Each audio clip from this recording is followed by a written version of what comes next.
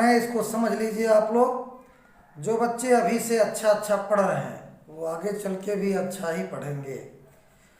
तो यहाँ पर जो है इसके लेखक, बात नामक पाठ के लेखक प्रताप नारायण मिश्र ने जो लिखा है इस निबंध को कि जब परमेश्वर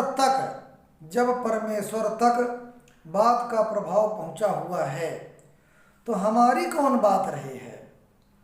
यानी हाँ, हम लोगों के तो गात माँ ही बात करा मात है, नाना शास्त्र पुराण इतिहास काव्य कोश इत्यादि सब बात ही के फैलाव हैं, जिनके मध्य एक एक बात ऐसी पाई जाती है जो मन बुद्धि चित्त को अपूर्व दशा में ले जाने वाली अथच लोक परलोक में सब बात बनाने वाली है। यद्यप बात का कोई रूप नहीं बतला सकता कि कैसी है, पर बुद्धि दौड़ाइए तो ईश्वर की भांति इसके भी अगणित ही रूप पाइएगा। बड़ी बात, छोटी बात, सीधी बात, टेढ़ी बात, है ना, खोटी बात, मीठी बात, कड़वी बात, भली बात, बुरी बात, सुहाती बात, लगती बात इत्यादि सब बात ही तो हैं। अब इस प्रकार से यहाँ पर 5 क्वेश्चन आपके पूछे जाएंगे। तो पहला क्वेश्चन इसी तरह से है जैसे उपर्युक्त गद्यांश के शीर्षक एवं लेखक का नाम लिखिए। तो शीर्षक यहाँ पर लिख दो। अब शीर्षक लिख रहा, संदर्भ नहीं, शीर्षक हेडिंग डाल दीजिए, बात, पाठ का नाम लिख दीजिए बात, और लेखक कौन है, प्रताप नारायण मिश्र। पहला क्वेश्चन अब कंप्लीट। दूसरा क्वेश्चन है कि रेखांकित अंशों की व्याख्या कीजिए। अब जहां जहां रेखा खींची है उसी की आपको केवल व्याख्या करना है। तो पहला है, देखो रेखा कहाँ खींची, जब परमेश्वर तक बात का प्रभाव पहुंचा हुआ है तो हमारी कौन बात रही, यहाँ पर लाइन खींची है। और दूसरी लाइन कहाँ खींची है, यद्यप बात का कोई रूप नहीं बतला सकता कि कैसी है, पर बुद्धि दौड़ाइए तो ईश्वर की भांति इसके भी अगणित ही रूप पाइएगा। बड़ी बात, छोटी बात, सीधी बात, टेढ़ी बात, खोटी बात, मीठी बात, कड़वी बात, भली बात, बुरी बात, सुहाती बात, लगती बात इत्यादि सब बात ही के तो रूप है। तो यहाँ पर हम इसी की व्याख्या करेंगे। तो रेखांकित अंश की व्याख्या हेडिंग डाल लीजिए। अब इसमें आगे लिखा जाएगा, ईश्वर को, भगवान को लोग निराकार मानते हैं, यानी ईश्वर को निराकार माना जाता है। फिर भी वेद, कुरान, बाइबिल आदि पवित्र ग्रंथों का रचयिता उसी को माना जाता है। किसको, ईश्वर को माना जाता है। ये ग्रंथ वास्तव में बात ही के बड़े रूप हैं।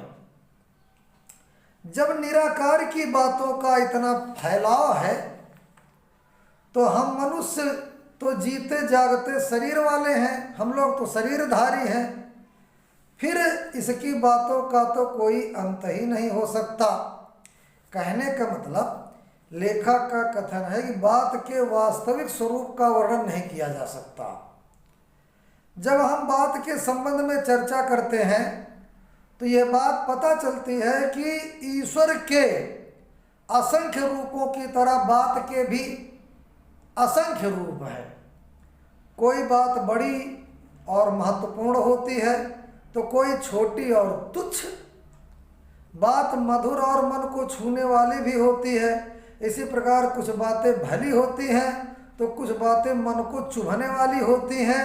इस प्रकार बात के अनेक रूप देखे जा सकते हैं।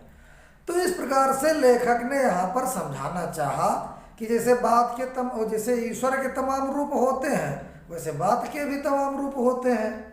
अब यहाँ पर बच्चों तीसरा क्वेश्चन आपका पूछा गया इसी टॉपिक से कि गात माँ ही बात करा मात है का क्या मतलब है, क्या तात्पर्य है।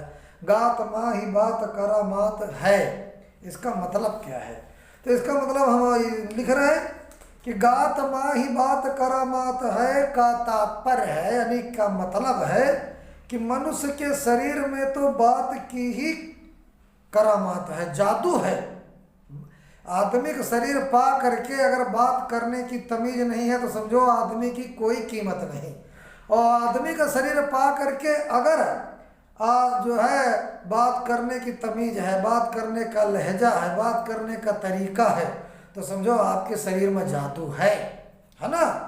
अर्थात मनुष्य का शरीर जो हम सांस ले रहे हैं, श्वास वायु है ना, के कारण ही, यानी बात के कारण ही प्राणवान है। यानी कहने का मतलब है मनुष्य का शरीर श्वास यानी वायु के कारण ही प्राणवान है, और हम हर सांस से बात कहते हैं। अब इसके बाद चौथा क्वेश्चन बच्चों है कि कौन सी बात चित्त, मन और बुद्धि को अपूर्व दिशा की ओर अग्रसर करती है। तो यहाँ पर चौथा क्वेश्चन है कि कौन सी बात चित्त माने दिमाग, मन और बुद्धि को पहले की दिशा की ओर अग्रसर करती है। तो यहाँ पर चौथा क्वेश्चन है आपका, तो इसका आंसर ऐसे लिखो। काव्य शास्त्रों में कही, यानी शास्त्रों में, काव्यों में कही हुई अज्ञानात्मक बातें व्यक्ति के मन, बुद्धि और चित्त को निर्मल और पवित्र बनाती है। हमें रामायण, गीता ग्रंथ, कुरान, बाइबिल, इनमें जितनी बातें कही गई हैं ये आदमी को स्वच्छ करती हैं, बनाती हैं आदमी के मन को, जिससे व्यक्ति लोक परलोक की बातों का चिंतन करने लगता है, यानी इस संसार का और स्वर्ग का चिंतन करने लगता है। इस प्रकार मन, बुद्धि और चित्ता को, यानी मन को, चित्त को एक अपूर्व दिशा मिल जाती है, एक उसकी अच्छी कंडीशन मिल जाती है, अच्छी दशा मिल जाती है। अब बच्चों यहाँ पर पांचवा क्वेश्चन आपका होगा, बड़ी बात, छोटी बात एवं सीधी बात, बड़ी बात और छोटी बात एवं सीधी बात मुहावरों का क्या अभिप्राय है। तो बच्चों बड़ी बात का मतलब है इज्जत अथवा प्रतिष्ठा वाला होना, और छोटी बात का मतलब है गलत, है ना, अथवा अनुचित वचन, और सीधी बात का मतलब होता है छल कपट से रहित, स्पष्ट, सरल तथा सही बात, है ना। तो इस प्रकार से बच्चों इस वीडियो को शेयर कर देना, कमेंट और लाइक कर देना, जिससे दूसरे बच्चों को भी फायदा मिले, और इसको समझा करो। बहुत अच्छा लेसन है बात नामक पाठ जो प्रताप नारायण मिश्र ने लिखा है।